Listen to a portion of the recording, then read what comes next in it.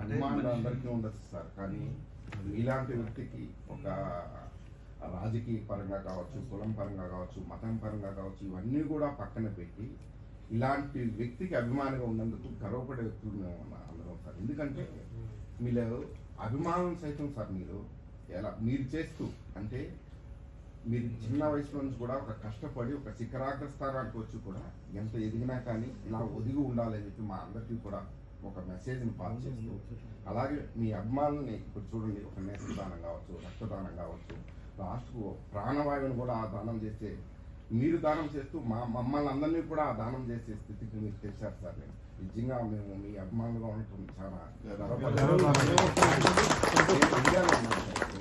Short 1 week కోసం India వెళ్ళాను Covid నుంచి.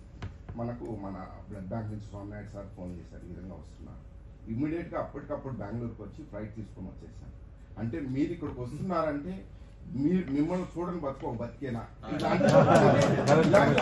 ఇలాంటి అవకాశాన్ని నేను పోదొస్తున్నాను ఉద్దేశంతో అక్కడి నుంచి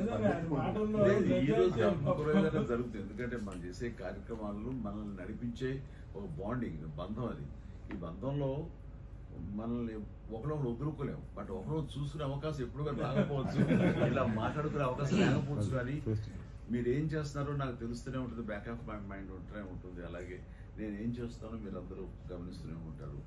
అండ్ మీరందరూ గర్వపడే స్థాయిలోనే ఉంటాయి తప్ప నా కార్యక్రమాలు కానీ నేను కానీ నా నడవడిక కానీ మరో రకంగా ఉంటుంది. అట్లా ఇస్తే మ్యూచువల్ ఇది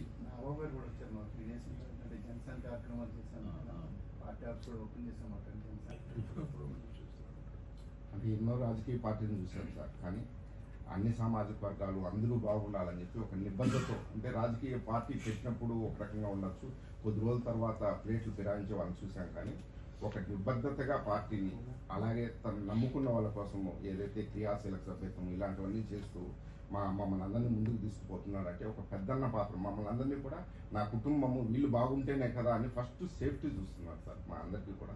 అది చాలా గర్వం.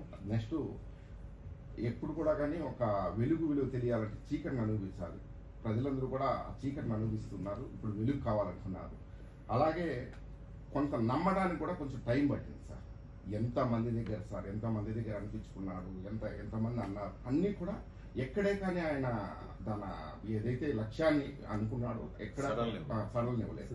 కానీ సార్ మాకు ఎమోషనల్ అయింది ఏంటంటే ఆ గెలిచిన తర్వాత మన ఇంటికి వచ్చాడు చూడండి సార్, అన్నయ్య నేను గెలిచాను అన్నయ్య, ప్రజలు నన్ను నమ్మారు అన్నయ్య, అమ్మ ప్రజలు నన్ను నమ్మారు, నన్ను గెలిపించాలని మీ పాదాల దగ్గరకు వచ్చాడు సార్. నిజంగా ఆ నిమిషాలు మేము అందజేసిన విధానం కానీ అదేంటంటే అసలు మా గుండెలు అతికిపోయింది స్టేజ్ మీద మోడీ గారితో ముగ్గురిది మనది రెండో హైలైట్ అని ఫీలింగ్స్ మాకు అసలు అందజేసిన విధానం ఎందుకంటే అదొక